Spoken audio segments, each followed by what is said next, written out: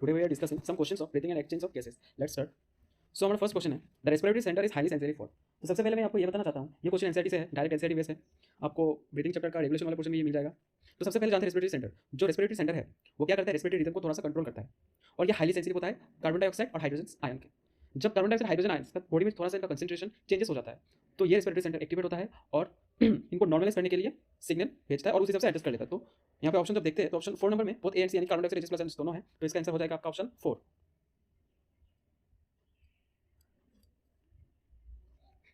सो next question है which of the following helps in the regulation of the respiratory rhythm. तो इसके पहले question में हमको मिला कि जो रेस्पिरेटरी रिदम है वो क्या करता है, रेस्पिरेटरी सेंटर रेगुलेट करता है। तो पहले इस क्वेश्चन को समझते हैं कि क्वेश्चन में पूछा गया जो रेस्पिरेटरी रिदम है, रेस्पिरेटरी रिदम का जो रेगुलेशन है उसमें कौन कौन सा हेल्प करता है। ऑप्शन दिया हुआ है respiratory rhythm centre, pneumotaxic centre, aortic arch and carotid artery receptors and all of the above. तो जो फर्स्ट ऑप्शन में दिया है रेस्पिरेटरी रिदम सेंटर, ये प्राइमरी रिस्पॉन्सिबल होता है रेस्पिरेटरी रिदम के रेगुलेशन में। और जो न्यूमोटोक्सिक सेंटर, जो 2 नंबर ऑप्शन में न्यूमोटोक्सिक सेंटर है, ये थोड़ा सा रिदम जो रेस्पिरेटरी रिदम सेंटर इसका एक्शन को मॉडरेट करता है। तो ये भी रेगुलेशन में हेल्प करेगा रेस्पिरेटरी रिदम का। और जो एरोटिक आर्ट और कैरोटिड आर्टरी रिसेप्टर है ये सेंसिटिव होता है कार्बन डाइऑक्साइड और हाइड्रोजन आयंस के चेंजेस में। तो ये तीनों ही आ जाएगा और 4 नंबर ऑप्शन में ऑल ऑफ द अबव दिया हुआ है, तो इसका आंसर हो जाएगा आपका 4, ऑप्शन 4।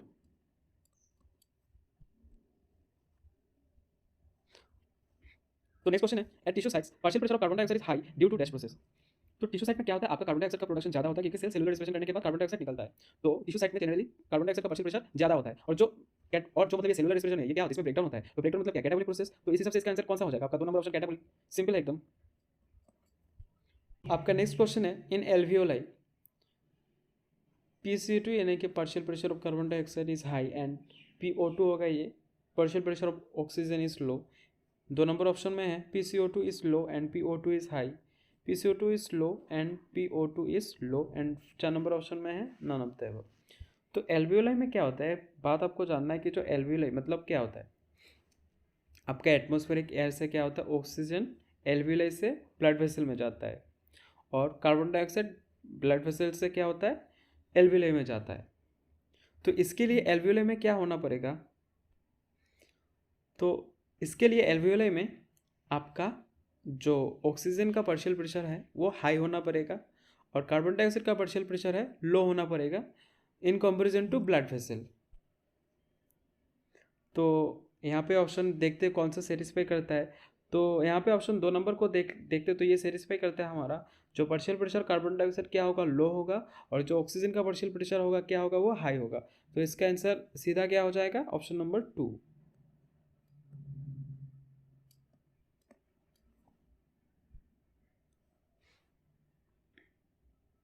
तो नेक्स्ट क्वेश्चन है partial pressure of carbon dioxide is high and partial pressure of oxygen is low can be found in. तो partial pressure of carbon dioxide high, हमको पता है कि टिश्यू साइट में क्या होता है, आपका कार्बन डाइऑक्साइड का प्रोडक्शन ज़्यादा होता है इसीलिए उसका कंसंट्रेशन ज़्यादा होता है, इसीलिए पार्शियल प्रेशर भी ज़्यादा ही होता है। और टिश्यू साइट पे ऑक्सीजन का लो होता है पार्शियल प्रेशर। तो यहाँ पे दिया है कि 2 नंबर ऑप्शन में देखो कि ऑप्शन टिश्यू है, तो इसका आंसर क्या हो जाएगा आपका ऑप्शन 2। हमारा जो पार्शियल प्रेशर कार्बन डाइऑक्साइड क्या होगा, लो होगा और जो ऑक्सीजन का पार्शियल प्रेशर होगा क्या होगा, वो हाई होगा। तो इसका आंसर सीधा क्या हो जाएगा, ऑप्शन नंबर 2।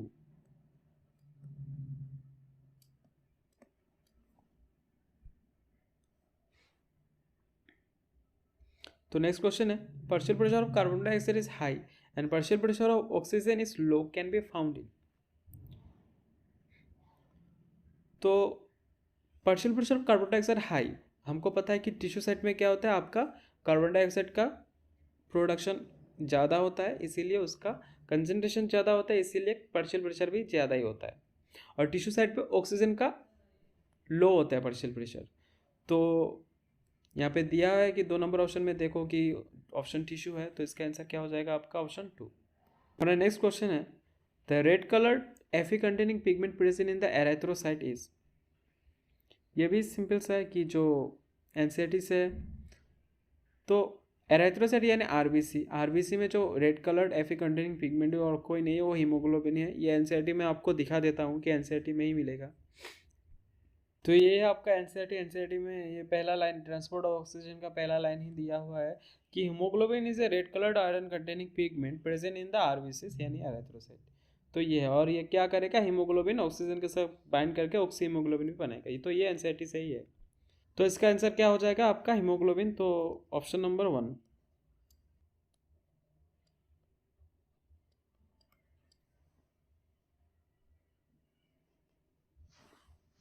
नेक्स्ट क्वेश्चन है, the effect of pH on dislocation of oxyhaemoglobin is called. तो ये रोट इफेक्ट है, ये याद रखने वाली है। ये सब एनसीईआरटी में नहीं है, लेकिन फिर भी आपको इसलिए आपको याद रखना है। जो pH on dislocation of oxyhaemoglobin है, इसको क्या कहता है, रोट इफेक्ट कहता है। तो इसका ऑप्शन है 2 आंसर। नेक्स्ट क्वेश्चन है, the effect of carbon dioxide concentration on dissociation of oxyhaemoglobin is called dash. Bohr's effect, Root effect, Haldane effect, none of this. आपको लग ये जो आपको बस इफेक्ट का नाम नहीं पता है, लेकिन कार्बन डाइऑक्साइड कंसंट्रेशन के साथ डिसोसिएशन ऑफ ऑक्सीहीमोग्लोबिन का कैसा रिलेशन है आपको पता है, वो एनसीईआरटी में दिया है, बस आपको नाम नहीं पता है। तो इसका आंसर मैं बता देता हूँ कि इसका आंसर होगा आपका बोर्स इफेक्ट। और एक्चुअली बोर्स इफेक्ट में होता क्या है, बोर्स इफेक्ट ऐसा बताता है कि जो CO2 का कंसंट्रेशन है वो इन्वर्सली रिलेटेड है हीमोग्लोबिन के साथ ऑक्सीजन बाइंड करना। यानी कि जब CO2 का कंसंट्रेशन ज़्यादा होगा तो कम ऑक्सीजन, मतलब कम ऑक्सीजन हीमोग्लोबिन फॉर्म होगा, और जब ये CO2 कंसंट्रेशन कम होगा तब ज़्यादा ऑक्सी हीमोग्लोबिन फॉर्म होगा। यानी कि ये है मतलब कि आप ले लो कि मतलब टिश्यू साइट में क्या होता है, आपका CO2 का कंसंट्रेशन ज़्यादा होता है, तो वहाँ पे डिसोसिएशन ऑफ ऑक्सीहीमोग्लोबिन क्या होगा, ज़्यादा होगा। और एल्वियोलारी साइट में क्या होता है, आपका CO2 कंसंट्रेशन कम रहता है, और वहाँ पे डिसोसिएशन ऑफ ऑक्सीहीमोग्लोबिन भी क्या होगा, कम होगा। तो इसीलिए इसका आंसर हो जाएगा बोर्स इफेक्ट। बस आपको याद रखना है ये वाला कि ये बोर्स इफेक्ट होगा, और बोर्स इफेक्ट में क्या होता है वो भी आपको याद रखना है। तो इसका आंसर क्या हो जाएगा, ऑप्शन नंबर 1।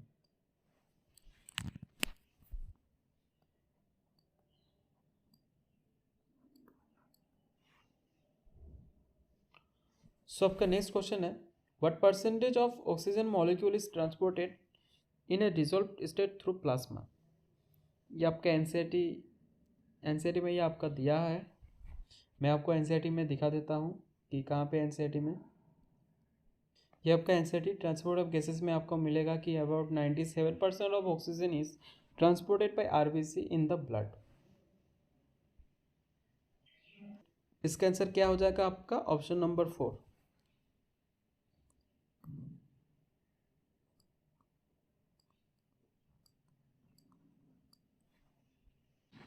नेक्स्ट क्वेश्चन है, which of the following factors are favorable for the shifting of oxyhemoglobin dissociation curve to the left side। मैं आपको एक बार ऑक्सीहीमोग्लोबिन डिसोसिएशन कर्व दिखा देता हूँ कि वो कैसा होता है। तो मैंने एक यहाँ पे ऑक्सीहीमोग्लोबिन डिसोसिएशन कर्व बनाया है, जो आपका percentage saturation of haemoglobin with oxygen versus partial pressure of oxygen है। तो ये एक सिग्मॉइड कर्व आता है। तो यहाँ पे जो पीला वाला है वो नॉर्मल वाला है, और जो पिंक वाला है वो लेफ्ट शिफ्ट होने के बाद। एक्चुअली लेफ्ट शिफ्ट होने का मतलब क्या है, मतलब बहुत ज़्यादा ऑक्सीजन क्या होता है आपका हीमोग्लोबिन के साथ बाइंड हो गया, मतलब ये होता है कि लेफ्ट शिफ्ट होने का मतलब ये है कि ज़्यादा से ज़्यादा आपका ऑक्सीजन हीमोग्लोबिन के साथ बाइंड कर रहा है।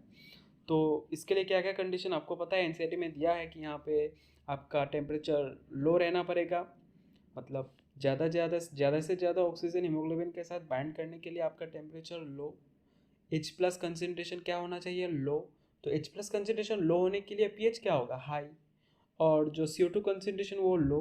तो यहाँ पे ऑप्शन जब देखते हाई टेम्परेचर, यह गलत है, high pH, yes it is right. क्योंकि हाई पीएच का मतलब क्या है, H+ कंसनट्रेशन कम, और H+ कंसनट्रेशन कम होगा तभी मतलब क्या होगा, आपका ऑक्सीजन ज़्यादा बाइंड होगा हीमोग्लोबिन के साथ। तो इसीलिए इसका आंसर हो जाएगा आपका ऑप्शन नंबर 2, यानी कि हाई पीएच।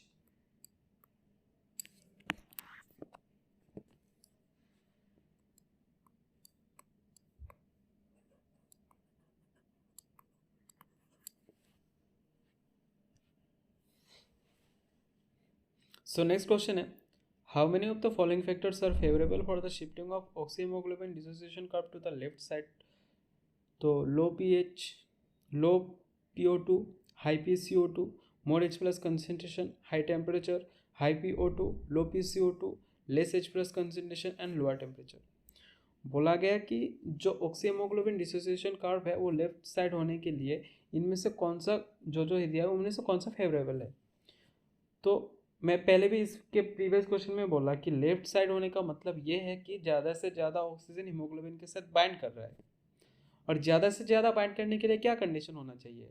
सिंपल सा बात है कि आपका पहली बात तो ये है कि आपका क्या होगा, जो पार्शियल प्रेशर ऑफ ऑक्सीजन होगा वो हाई होगा, ये गया पहली बात। फिर कार्बन डाइऑक्साइड का पार्शियल प्रेशर क्या होना चाहिए, कम होना चाहिए। H प्लस कंसेंट्रेशन क्या होना चाहिए, कम होना चाहिए। और टेम्परेचर क्या होना चाहिए, लो होना चाहिए। तो इस हिसाब से देखो यहाँ पे मिलता है कितना, जो 4 मिलता है। इस हिसाब से क्या क्या मिलेगा, एक तो आपका हो गया आपका हाई पर PO2, low PCO2, less H plus concentration and lower temperature, यानी कि लास्ट के चारों यहाँ पे फेवरेबल होगा, फेवरेबल होगा लेफ्ट साइड करने के लिए। तो इसका आंसर हो जाएगा आपका ऑप्शन नंबर 2।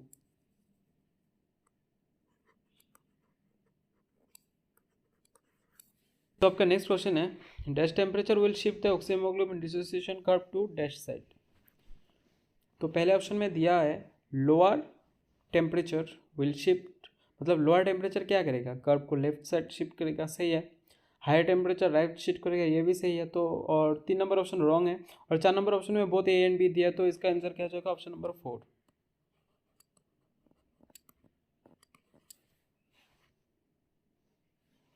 तो 15 नंबर क्वेश्चन है a curve obtain when percentage saturation of haemoglobin with O2 is plotted against the PO2 is also called.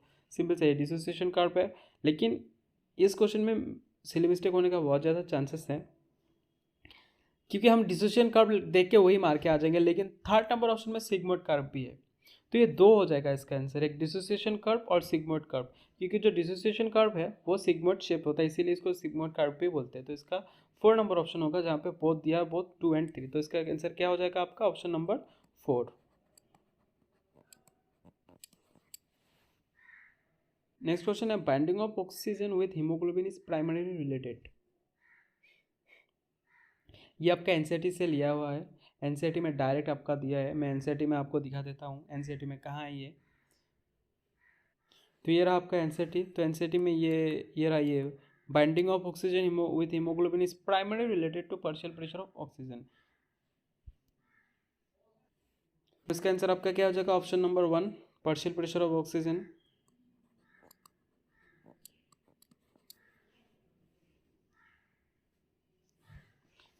Each haemoglobin can carry a maximum of dash oxygen molecules. तो आपको मैं बोलता हूँ कि वो haemoglobin जो है उसमें क्या होता है, हीमोग्लोबिन के स्ट्रक्चर सेंटर में क्या होता है आपका, Fe होता है, आयरन कंटेनिंग पिगमेंट होता है, आपको पता है।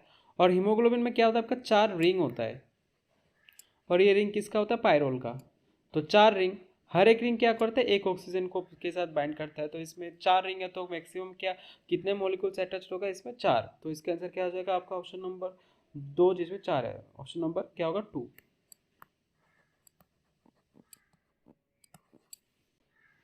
नेक्स्ट क्वेश्चन है the binding of haemoglobin oxygen forms. Simple से ऑक्सीहीमोग्लोबिन, ज़्यादा टाइम नहीं लगाएंगे इसमें। तो इसका आंसर क्या आ जाएगा, ऑप्शन नंबर 3।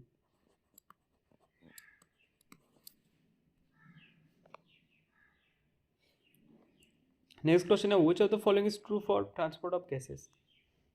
एक एक को पढ़ते हैं चलो। तो फर्स्ट ऑप्शन है maximum amount of oxygen is transported bye RBC. हाँ, 97% जो आपका ऑक्सीजन है वो आरबीसी ट्रांसपोर्ट करता है। Maximum amount of CO2 is transported by plasma as bicarbonate, ये भी सही है, 70%। और plasma transport both CO2 and O2, ये भी सही है, मतलब तीनों का तीनों राइट है। और ऑप्शन 4 में दिया ऑल ऑफ द अबव, तो इसका आंसर क्या हो जाएगा आपका, option number 4 all of the above.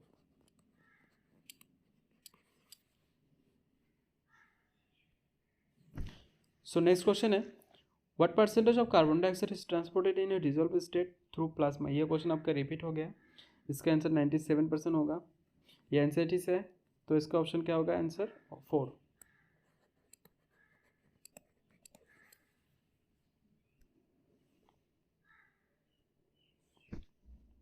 Next question है डिफ्यूजन मेम्ब्रेन कंसिस्ट ऑफ।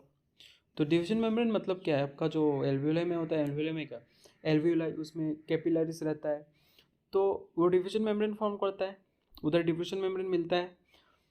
तो ऑप्शन देखते हो तो पहले स्क्वैमस एपिथेलियम ऑफ एल्वियोलाई, हाँ ये तो होता है।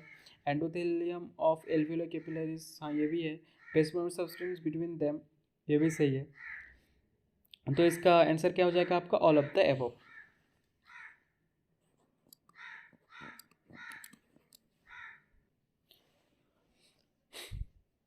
तो मैं आपको एक बात बता देता हूँ, जो पार्शियल प्रेशर कार्बन डाइऑक्साइड कम होगा, मैं कम की बात बोल रहा हूँ, मिनिमम की बात नहीं बोल रहा हूँ, वो कम होगा आपका एल्वियोलाई साइट में, ऑक्सीजनेटेड ब्लड में और एटमॉस्फेरिक एयर में, यहाँ पे तीनों में। लेकिन यहाँ पे मिनिमम पूछा, और सबसे ज़्यादा मिनिमम कहाँ होगा, एटमॉस्फेरिक एयर पे। ये फैक्ट्स वाली बात है। तो इसका आंसर क्या हो जाएगा आपका, ऑप्शन नंबर 1, एटमॉस्फेरिक एयर।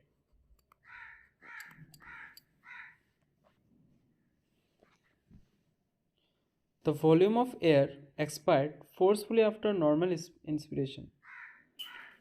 क्या बोला गया, वॉल्यूम ऑफ एयर एक्सपायर्ड मतलब एक्सपिरेशन, एक्सेल करना फोर्सफुली, जो नॉर्मल कंडीशन में कहते हैं आपका टाइडल वॉल्यूम, और फोर्सफुली तो क्या होगा, एक्स्ट्रा रिजर्व वॉल्यूम। तो ये क्या होगा आपका, TV plus ERV, 2 number option में दिया है टीवी प्लस ईआरवी, तो इसका आंसर क्या हो जाएगा आपका, ऑप्शन नंबर 2।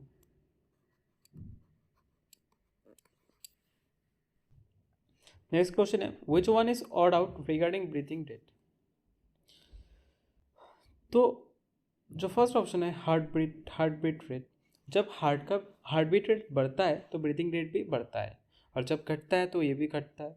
और बीएमआर यानी कि बेसल मेटाबॉलिक रेट, तो ये भी जब बढ़ता है तो ब्रीथिंग रेट बढ़ता है, और जब घटता है यानी कि डायरेक्टली प्रोपोर्शनल। और CO2 कंसनट्रेशन भी सेम है, जब इंक्रीज होगा तो ब्रीथिंग रेट भी इंक्रीज होगा, जब कमेगा तो ये भी घटेगा।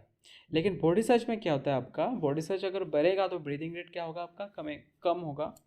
और अगर छोटा मतलब क्या, अब बॉडी साइज अगर कम होगा तो ब्रीथिंग रेट ज़्यादा होगा। तो इसमें से जो फर्स्ट 3 ऑप्शन है 1 2 3, ये डायरेक्टली प्रोपोर्शनल होता है ब्रीथिंग रेट, अगर ये बढ़ता है तो ब्रीथिंग रेट बढ़ता है, अगर कम घटता है ये भी घटता है। लेकिन जो 4 नंबर बॉडी साइज है, तो ये क्या होता है, ये इन्वर्सली प्रोपोर्शनल है। तो ये बॉडी साइज क्या हो जाएगा आपका, ऑड 1 हो जाएगा। तो इसका आंसर क्या हो जाएगा आपका, ऑप्शन नंबर 4।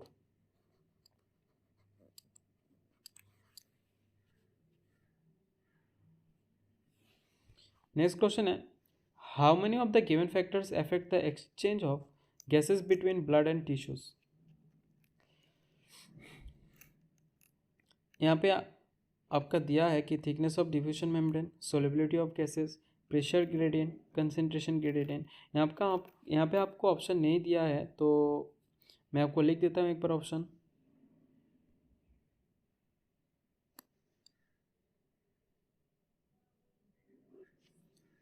तो मैंने आपको ऑप्शन लिख दिया है यहाँ पे। तो ऑप्शन में देखते हैं, ऑप्शन 1 में ओनली सी, तो मैं आपको बोल देता हूँ कि thickness of diffusion membrane, solubility of gases और प्रेशर ग्रेडियंट, ये सब फैक्टर अफेक्ट करता है exchange of gases between blood and tissues. Concentration gradient नहीं करता है, तो इस हिसाब से इसका आंसर आपका क्या हो जाएगा, ऑप्शन नंबर 3।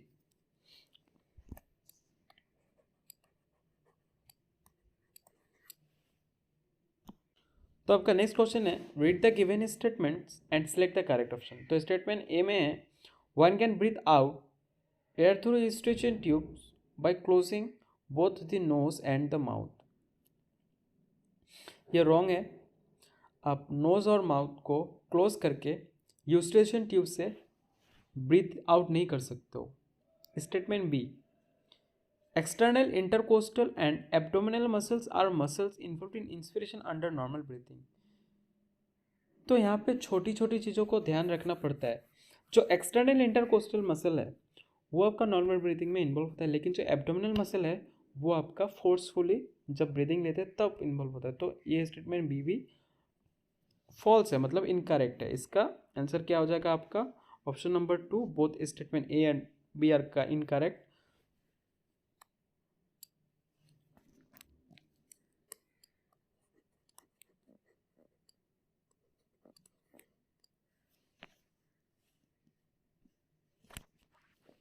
नेक्स्ट क्वेश्चन है, how many statement are correct with respect to the mechanism of breathing.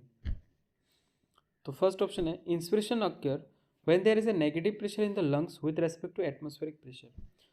सही है, क्योंकि जब लंग्स में नेगेटिव प्रेशर होगा और बाहर पॉजिटिव, तो बाहर से तब हम हवा क्या कर सकते हैं, ब्रीथ इन कर सकते हैं, मतलब ले आ सकते हैं। बी है lungs do not coalesce between breaths and some air always remains in the lungs because there is a negative interpleural pressure pulling at the lungs wall। जो लंग्स के वॉल के बीच में इंटरप्लूरल प्रेशर नेगेटिव होता है, यही इसका reason है जिसके वजह से लंग्स वॉल कभी कोलैप्स नहीं करता है बिटवीन ब्रीथ, और ये सही है। सी नंबर है कि expression is initiated due to the contraction of diaphragm. नहीं, यह रॉन्ग है, क्योंकि जो एक्सप्रेशन नहीं, इंस्पिरेशन में क्या होता है, आपका डायफ्रागम कंट्रक्शन होता है, एक्सप्रेशन में क्या होता है, रिलैक्स होता है, जिस वजह से जो थोरेसिक कैविटी का वॉल्यूम है वो घटता है और हवा क्या होता है, बाहर जाता है। और डी ऑप्शन में है one can consciously breathe in and breathe out by moving the diaphragm alone without moving the ribs at all. ये सही है, आपका करेक्ट है। The strength of inspiration and expiration can be increased with the help of additional muscles in the abdomen। हाँ, abdominal में कुछ additional muscle है जिसके वजह से हम फोर्सफुली इंस्पिरेशन और एक्सपिरेशन कर सकते हो। तो यहाँ पे 4 करेक्ट होता है और 1 रॉन्ग, तो इसका आंसर हो जाएगा 4, जो ऑप्शन नंबर 3 में दिया है। तो इसका आंसर क्या हो जाएगा, ऑप्शन नंबर 3।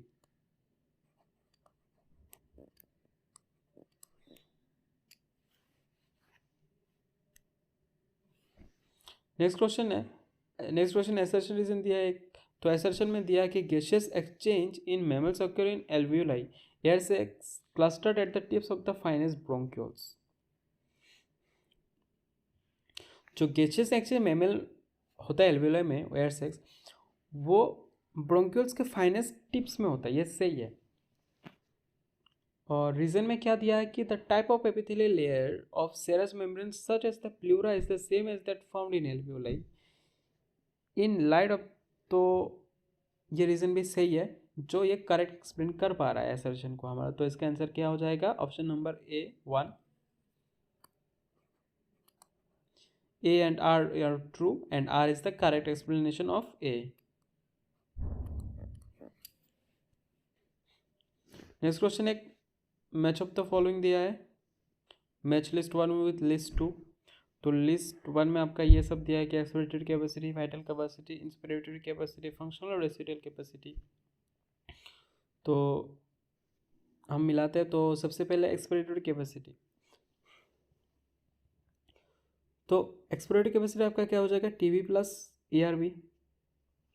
तो A3 पहले ऑप्शन में देखते हैं, ए सिर्फ एक ही है A3, तो इसका आंसर क्या हो जाएगा, ऑप्शन नंबर 3। बाकी सब भी देखते हैं। वाइटल कैपेसिटी, अगर आप श्योर हो एक ऑप्शन को लेके, हाँ ये मैं श्योर हूँ, कॉन्फिडेंस हो, तो आप वो सीधा मार्क कर सकते हो। तो इसका हम आंसर ऑप्शन 3 लिखेंगे, क्योंकि ए में 3 और कोई नहीं है और हम इसको लेके कॉन्फिडेंट है।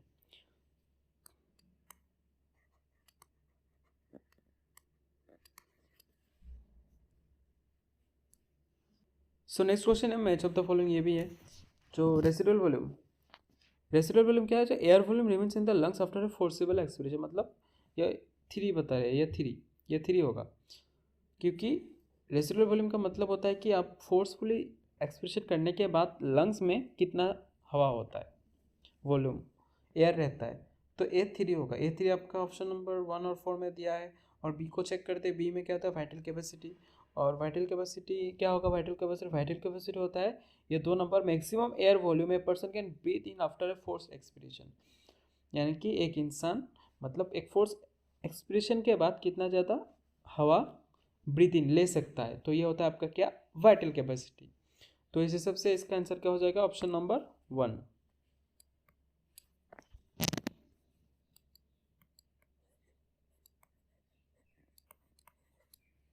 Thank you.